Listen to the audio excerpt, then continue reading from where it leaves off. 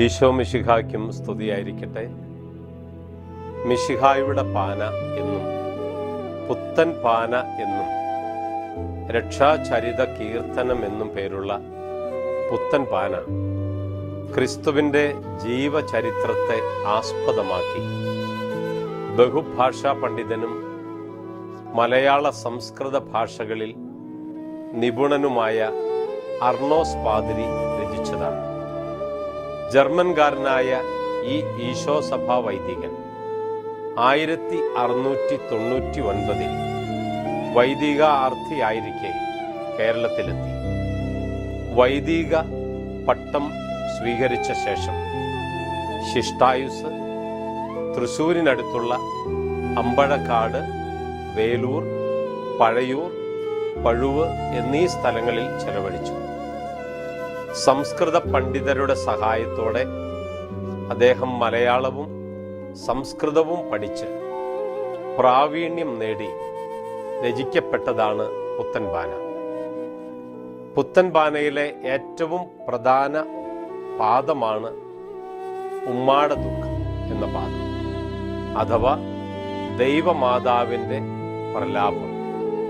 ഈ പാദമാണ് നമ്മൾ ഇന്ന് പാടി പ്രാർത്ഥിച്ച് ധ്യാനിക്കുന്നത്. കുന്തമമ്പ് വെടിച്ചെങ്കിൽ കൊണ്ട പോലെ മനം വാടി, തൻ തിരുക്കാൽ കരങ്ങളും തളർന്നു പാരം. കുരിശിന്റെ വഴിയിൽ ഈശോയ്ക്ക് അനുഭവിക്കേണ്ടി വരുന്ന വേദനകൾ ഓരോന്നോരോന്നായി പുത്തൻ പാനയുടെ ഈ പാദത്തിലൂടെ വിവരിക്കുകയാണ്. കുന്തം, അമ്പ്, ചങ്കിൽ കൊള്ളുന്ന വേദനകൾ, കരങ്ങളും കാലുകളും തളർന്നു പോകുന്ന അവസ്ഥ, ചിന്തവെന്തു കണ്ണിൽ നിന്ന് ചിന്തി വീഴും കണ്ണുനീരാൽ, എന്തു ചൊല്ലാവത് ദുഃഖം പറഞ്ഞാലൊക്കെ. ഈ വേദനകളൊക്കെ അനുഭവിക്കുമ്പോൾ കണ്ണിൽ നിന്ന് വീഴുന്ന കണ്ണുനീർ തുള്ളികൾ എത്ര പറഞ്ഞാലും അവസാനിക്കാത്ത രീതിയിലുള്ള ഒരു വലിയ ദുഃഖമാണ് എന്ന് കവി പറയുകയാണ്. അന്തമറ്റ സർവനാഥൻ തൻ തിരുകൽപ്പനയോർത്തു ചിന്തയൊട്ടുറപ്പിച്ചു തുടങ്ങി ദുഃഖം. യേശുനാഥൻ അനുഭവിക്കുന്ന വലിയ ദുഃഖം നമ്മുടെ ചിന്തകൾക്കും അപ്പുറത്ത്. എത്രമാത്രം ചിന്തിച്ചാലും ഈ വേദനകളെ മനസ്സിലാക്കാൻ പറ്റും. അതിനേക്കാളൊക്കെ അപ്പുറത്തുള്ള വേദനകളാണ് ഈശോ സഹിച്ചുകൊണ്ടിരിക്കുന്നത്. എൻ മകനെ നിർമ്മലനെ, നന്മയെങ്ങും നിറഞ്ഞോനെ, ജന്മദോഷത്തിൻ്റെ ഭാരം ഒഴിച്ചോ പുത്രൻ.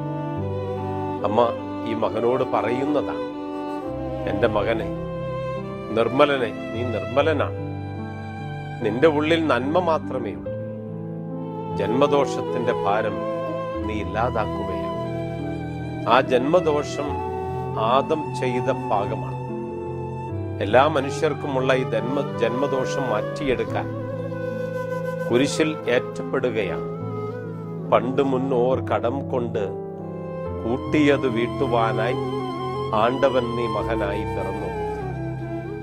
പണ്ട് ആദം തുടങ്ങി മറ്റുള്ളവർ ചെയ്ത പാപങ്ങൾ ഓരോന്നോരോന്നായി വീട്ടുവാനായി ദൈവത്തിൻ്റെ പുത്രനായി പിറന്ന യേശുനാഥൻ എല്ലാറ്റിനും പരിഹാരമായി കുരിശിൽ മരിക്കുകയാണ്. ഇത്രയും ഭാഗം നമ്മളൊന്ന് പാടുകയാണ്. കുന്തമമ്പു വെടിച്ചെങ്കിൽ കൊണ്ട പോലെ മനം വാടി, തൻ തിരുക്കാൽ കരങ്ങളും തളർന്നു ഭാരം. ചിന്തവെന്തോ കണ്ണിൽ നിന്നും ചിന്തി വീഴും കണ്ണുനീരാൽ എന്തു ചൊല്ലാവതു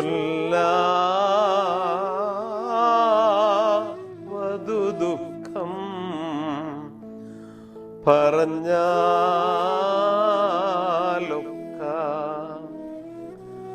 അന്തമറ്റ സർവനാഥൻ തൻ തിരുക്കൽ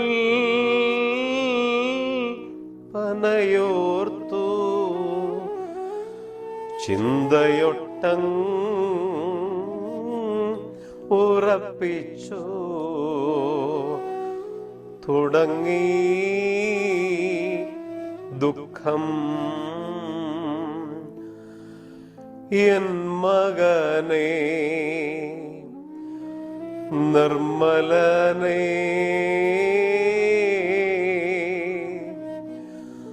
നന്മയെങ്ങും നിറഞ്ഞോനേ ജന്മദോഷത്തിൻ്റെ ഭാരം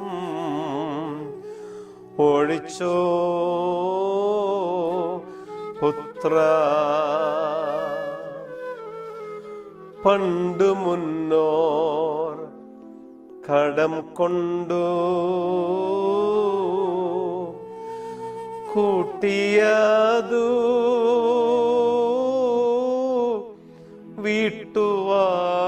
വീട്ടുവാനായി ആണ്ടവൻ നീ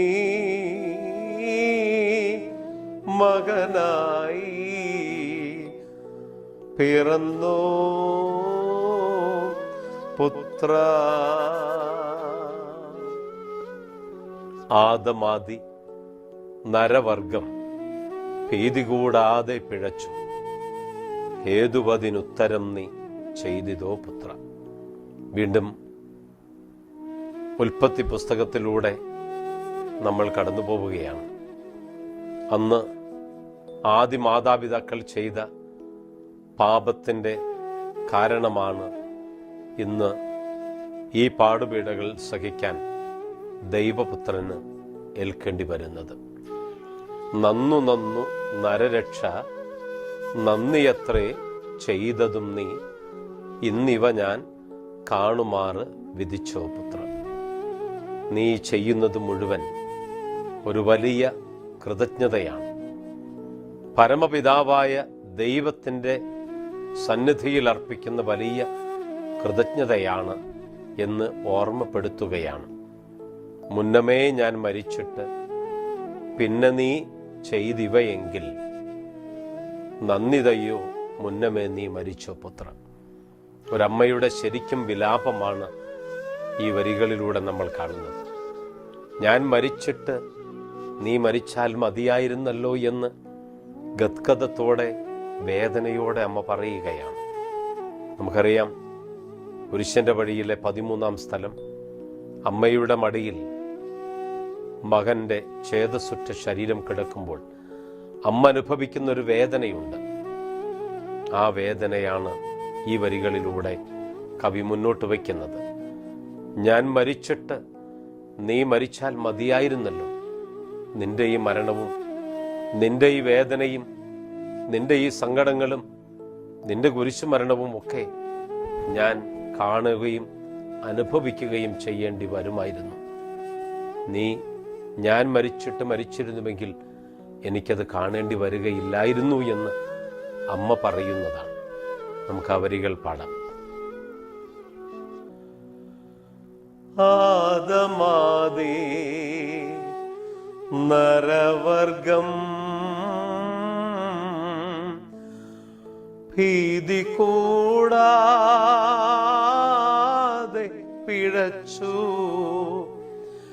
ഹേതുവദീൻ ഉത്തരം നീ ചെയ്തിതോ പുത്ര. നന്നു നന്നു നരരക്ഷ നന്ദിയത്രേ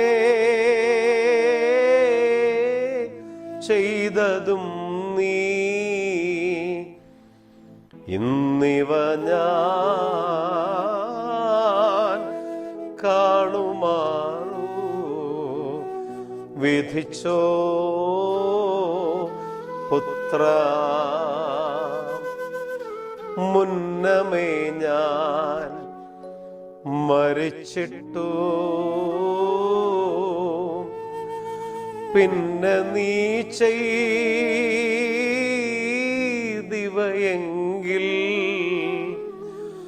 നന്ദിതയോ.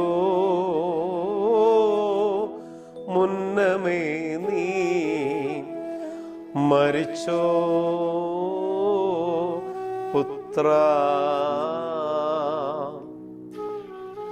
ഈ പുത്തൻവാന പാരായണത്തിൽ ധ്യാനപൂർവം പങ്കുകൊണ്ട് പ്രാർത്ഥിച്ച നിങ്ങളേവരെയും കുരിശിലേറ്റി മരണം വരിച്ച കർത്താവ് അനുഗ്രഹിക്കുമാറാകട്ടെ. നിങ്ങളുടെ വേദനകളിൽ ആശ്വാസമായി ഈശോ എന്നും കൂടെയുണ്ടാകട്ടെ. നമ്മുടെ കർത്താവ് ഈശോ മിശിഹായുടെ കൃപയും പിതാവായ ദൈവത്തിൻ്റെ സ്നേഹവും പരിശുദ്ധാത്മാവിൻ്റെ സഹവാസവും നിങ്ങളിലും നിങ്ങളുടെ കുടുംബങ്ങളിലും ഉണ്ടായിരിക്കട്ടെ, ഇപ്പോഴും എപ്പോഴും എന്നേക്കും. ആമേൻ.